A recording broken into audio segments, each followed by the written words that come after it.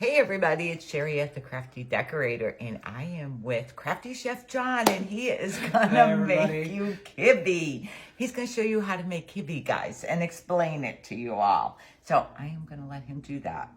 Okay. So kibbie, it could be prepared a couple of different ways. It's a Lebanese dish, Middle Eastern dish. Traditionally, it could be served raw with ground lamb. That's the way I like it. That's specially prepared meat that you could get from a butcher. It has to be very lean, and it would have to be prepared specially because of sanitary reasons. You would have to have it. If we get it done in this area, the butcher will do it first thing in the morning, because at the end of the day, they sanitize all the grinders, and they grind the meat in the morning before they put any other kind of meat through it. But we're going to bake it today, and I'm going to use. This is 2 pounds of ground chuck, lean ground chuck, 85% lean. It traditionally would be made with ground lamb. Ground lamb, Sherry doesn't like the taste of lamb as much. It's a little gamier. I'm sure you know, I enjoy lamb. It's a little bit harder to find for us in this area. So we're going to use 2 pounds of ground chuck. And with it, we use our bulgur wheat. So there's 2 cups of bulgur wheat in here that I covered with cold water and let it sit for about half hour to soak up the water, and then squeezed out any excess. And this is what it is right here. It's backwards, but Yeah. but it's bulgur wheat. I'll post it. Sherry will post it. We had to order that off Amazon, guys, because we could not find it anywhere in the store here. So it's really simple. This is 2 medium minced onions, finely chopped onion. About maybe a cup and a half, and that is to your taste, of course, but we'll put that in there with our ground chuck, and salt and pepper. And this is maybe 2 teaspoons of fresh ground black pepper, and maybe about a tablespoon of salt. And it's to taste. I won't use all of what's in there. And I'm going to give this a little bit of a turn, and then we're going to add our bulgur wheat. So what we're going to do is we're going to mix this all together. We're going to put it in a 9 by 13 baking pan. Bake it in the oven at 350 for about 45 minutes.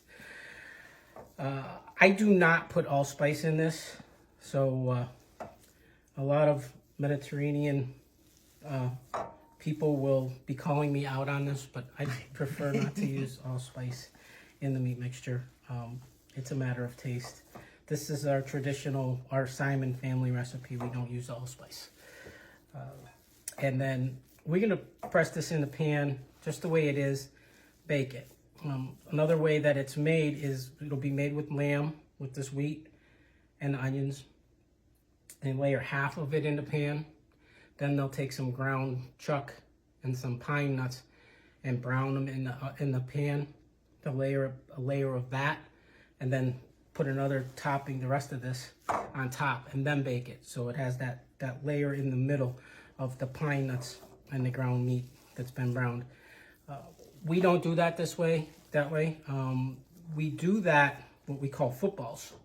So we would take this meat mixture and we would make a football, and we put an indentation in here, and we would put that ground meat and pine nuts in it, and then seal it up, and then fry these in a pan, and then we serve them in a Lebanese sauce. It's Lebanese is yogurt. It's similar to a Greek yogurt.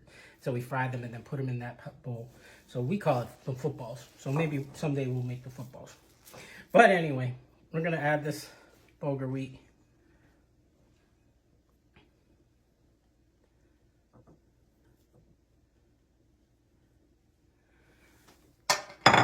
And get this all incorporated. And it seems like a lot, but it's really not.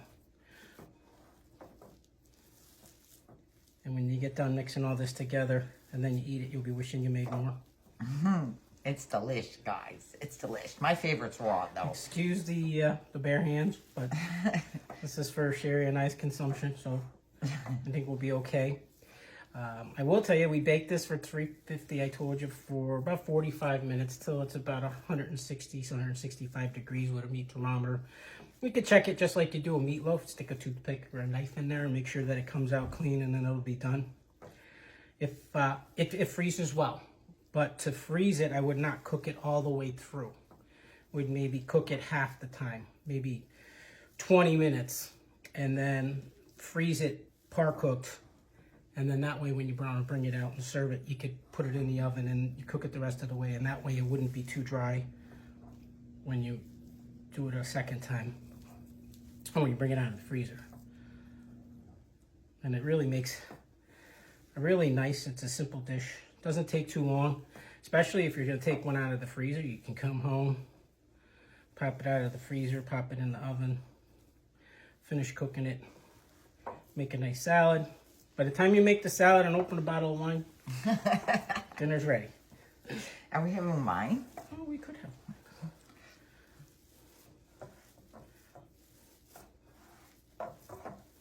So you want to make sure we get a good mixture of the onion and everything. So I'm boring everybody with this, but it takes a couple minutes. I should have used a bigger bowl.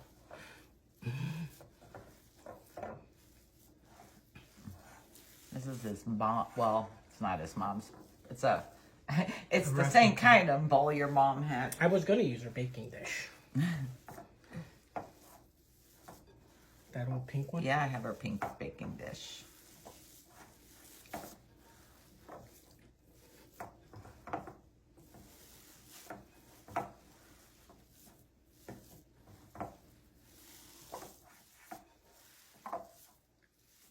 It's delish, guys.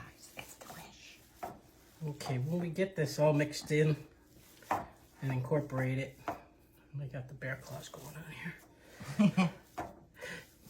I've been dying for this for a long time. And our poor son went home early. He's missing it. So we're going to freeze some. And then next time he comes in, he can have some and take some home with him. And then before, we're just going to take this and we're going to moisten this mixture, but a little bit of ice water so it isn't dry. So maybe about 3 or 4 tablespoons of some ice water. Why do we use ice water? Because That's what it says? Because Uncle Charlie's recipe says use ice water. Okay. I'll post the recipe, guys. It's Uncle Charlie's recipe, John's uncle's. So every year our church has a festival, a food festival. And for years, my mom and my uncles and aunts and the other members of the church, they would get together and prepare all the food, and then we'd have a 2-day picnic. And now the next generations are taking it over. They're learning the recipes, and it's pretty neat that we see the young generation carrying on the tradition. And it's our biggest fundraiser every year. We have it in August, and now we have it 3 days. And I always work the clams and the beer. I don't get to touch the Lebanese.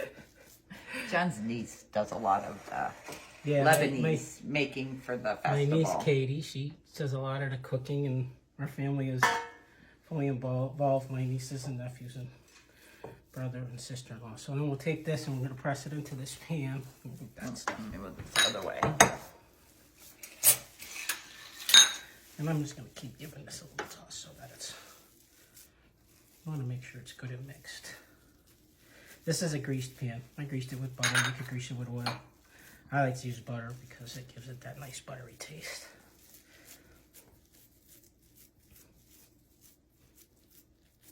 This is the Simon recipe, guys, so don't attack him when you No allspice, when you no see stuffing. this video.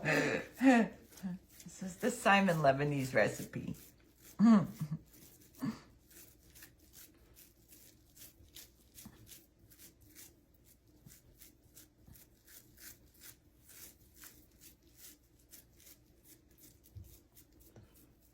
Okay, I need a quick wash. Needs to wash his hands. Hey, I found some wood cutouts at Dollar Tree tonight. And did you see the picture I posted of the blue box? Those little cars that we did the carrots came in. They come in a blue box. They're in the blue box, not the yellow box. And now we're just gonna brush it with some melted butter. Nice and buttery.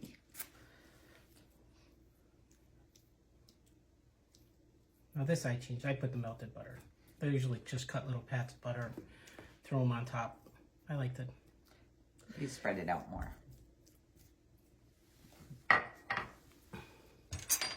And then, and I don't know why. You do the diagonal. You gotta do the racing stripes. But it's done all the time. And I'm not gonna be the one that takes tradition on that.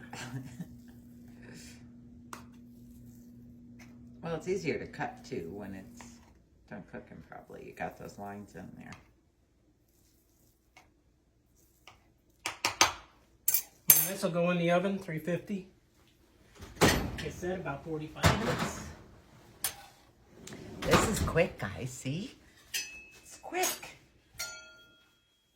Quick and easy. And he's already got one cooked, so we can have dinner. Through the magic. We're going to show you. It's yummy, but my favorite is raw. I'd rather it raw, but I'll eat it cooked. The magic of Facebook. We serve it with some pita bread and some bean or yogurt. The true church pita bread is better because it's like paper thin. Because I like to put it on my bread. That's me. I usually and that's it. Put a piece and put some yogurt. It's just plain Greek yogurt, right? That's just plain Greek yogurt. We use the Lebanese version is Labine. A lot of people, if they have an international market, will find Labine. If not, we use Greek yogurt. It's a tangier yogurt. It's good. I just wish the bread was thinner. Yeah, well, we don't have that choice. I know, we don't have that choice today. But, okay, guys. I hope y'all give it a try. It's yummy. I'll talk to y'all later. And thanks for joining us in the kitchen to make Kibbie. I'll talk to y'all later. Thank you.